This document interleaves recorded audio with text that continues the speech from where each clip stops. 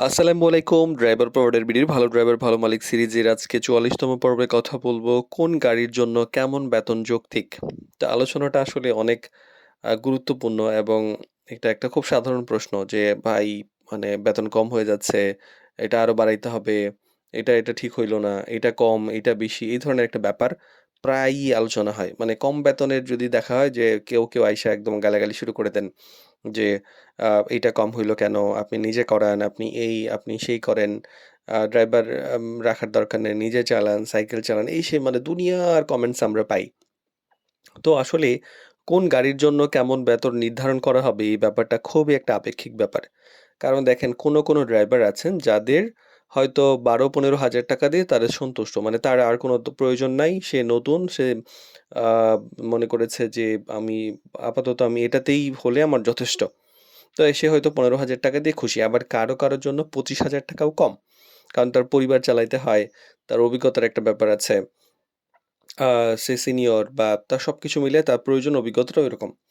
এখন কোনো মালিকের চাহিদাই হয়তো ১৫,০০০ এর মধ্যেই চায়। আবার কোনো মালিক ২৫,০০০ টাকা দিলেও অসুবিধা নেই বা ৩০-৩৫ পর্যন্ত হতে পারে।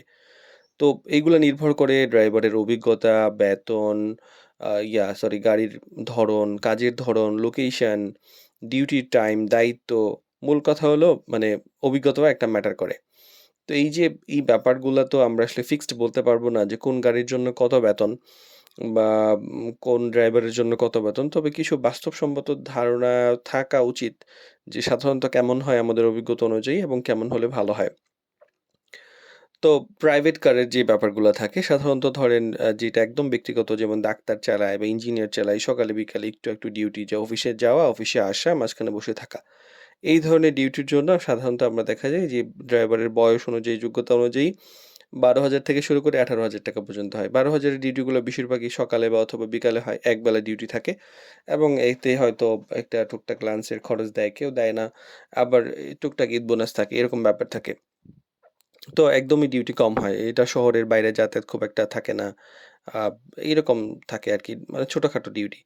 মাইক্রোবাসের ব্যাপার থাকে, নোয়া, হাইএস এই ধরনের গাড়ির ক্ষেত্রে অনেক সময় যদি পারিবারিক ডিউটি থাকে যে বা কখনো অফিসে ব্যবহৃত হয়, তাহলে সেক্ষেত্রে সম্ভাব্য বেতন ড্রাইভারের বয়স, যোগ্যতা, কোয়ালিফিকেশন অনুযায়ী ১৫,০০০ থেকে ২৫ ইভেন ৳৩০,০০০ ও হয়। তো সেক্ষেত্রে এইখানে কি হয় যাত্রী বেশি থাকে, দায়িত্ব বেশি থাকে, অনেক সময় দীর্ঘ ডিউটি থাকে। অনেক জায়গায় থামতে হয়, অনেককে তুলতে হয়, অনেক কিছু মনে রাখতে হয়, ব্যালেন্স করতে হয়। আবার প্রিমিয়াম কিছু গাড়ি আছে প্রাডো, হ্যারিয়ার এই ধরনের কিছু গাড়ির মধ্যে দেখা যায় অনেকে আছে যে কম বেতন রাখেন, অনেকে বেশি বেতন রাখেন। একদম ১৮ থেকে ৩০-৩৫ পর্যন্ত হয়ে থাকে। তো এক্ষেত্রে অনেকেই দেখা যায় যে আ এক্স আর্মি বা যারা ডিফেন্সে ছিলেন এই ধরনের যারা ড্রাইভার আছেন, এই ধরনের করেন। তো এক্স আর্মির ক্ষেত্রে তো আমরা নরমালি দেখি যে বেশিরভাগই ৩০,০০০ থেকেই শুরু হয়।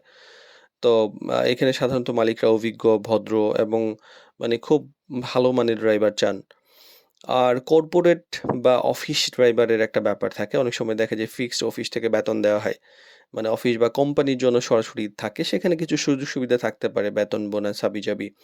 এক্ষেত্রে হয় কি যে একদম বেসিক্যালি দেখি ১৬,০০০ থেকে শুরু করে ২৫ বা হাবিজাবি মিলিয়ে কখনো ২৫ এর উপরেও যায়। সেখানে লাঞ্চ থাকতে পারে বা বোনাস থাকতে পারে, অন্য কিছু সুযোগ সুবিধা থাকতে পারে। এই ব্যাপারগুলা হয়। আবার অনেক সময় দীর্ঘ সময় ডিউটি থাকে। মানে একদম ফায়ার সার্ভিসের মতো ২৪ ঘন্টা স্ট্যান্ড বাই ডিউটি থাকতেও পারে, না থাকতেও পারে, যেকোনো সময় লাগতে পারে। অনেক সময় হসপিটালে থাকে, অনেক সময় দেখা যায় যে আ অফিসের থাকে, অনেক সময় ব্যক্তিগত পারিবারিক অনেক অফিসের মতো থাকে যে, যেকোনো সময় ডাক দিলেই আসতে হবে। সবসময় স্ট্যান্ড বাই। ওই সময় দেখা যায় থেকে কাজ করতে হয়। সেক্ষেত্রে দেখা যায় আমরা ২০,০০০ থেকে ৩৫,০০০ পর্যন্ত পাই।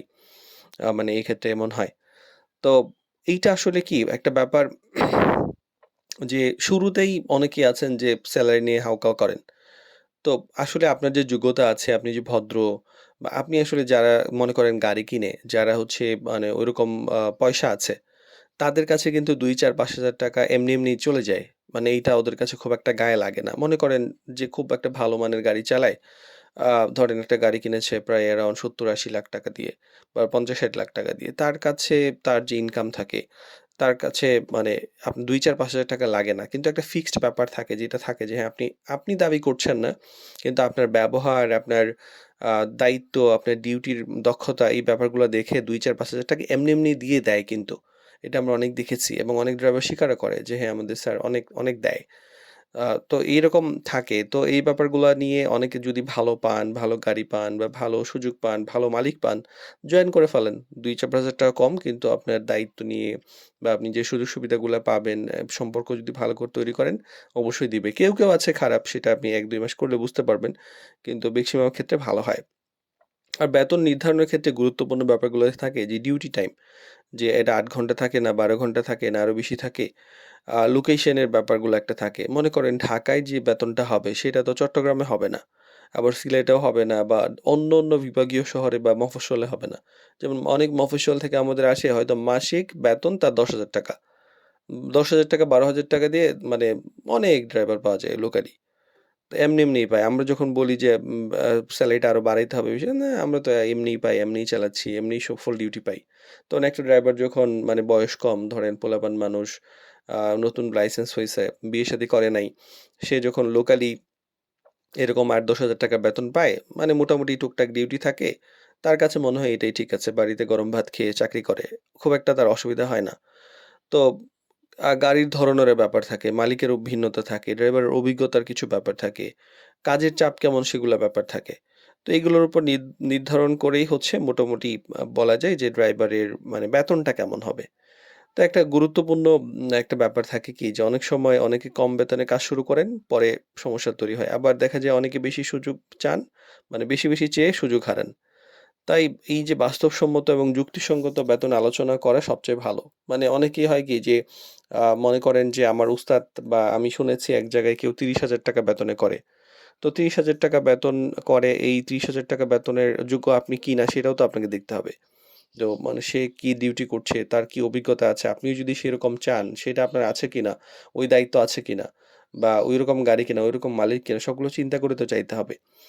তো ড্রাইভিং পেশায় বেতন যে শুধু গাড়ির উপর যে নির্ভর করে তা না, বরং এই যে পুরা যে কাজের ধরন, দায়িত্বের উপর এই ব্যাপারগুলা সবকিছু আ আ মিলিয়ে নির্ধারণ করা হয় যে আসলে আ কেমন বেতন হওয়া উচিত। এটা ড্রাইভার এবং মালিক পক্ষ উভয় পক্ষই সন্তুষ্ট থাকেন এমনভাবেই ঠিক করা উচিত। আর এইটা নিয়ে যেটা হয় যে পোস্ট করলে অনেকে এই কম বেতন দেখে গালাগালি এই সেই হাবিজাবি এটা না করাই ভালো। কারণ আপনার জন্য যেটা কম আরেকজনের জন্য সেটা বেশি। তো আরেকজনকে সুযোগ করে দেন। মানে ব্যাপারটা যে আপনি যত দিয়ে করান ততই বেতন হইতে হবে এই ধরনের মানসিকতা থেকে বের হয়ে আসা উচিত এবং সবাইকে সম্মানজনকভাবে কাজ করতে দেওয়া উচিত। কারো ৳১২,০০০ বেতন হয়তোবা আপনার ৳২৪,০০০ সমান।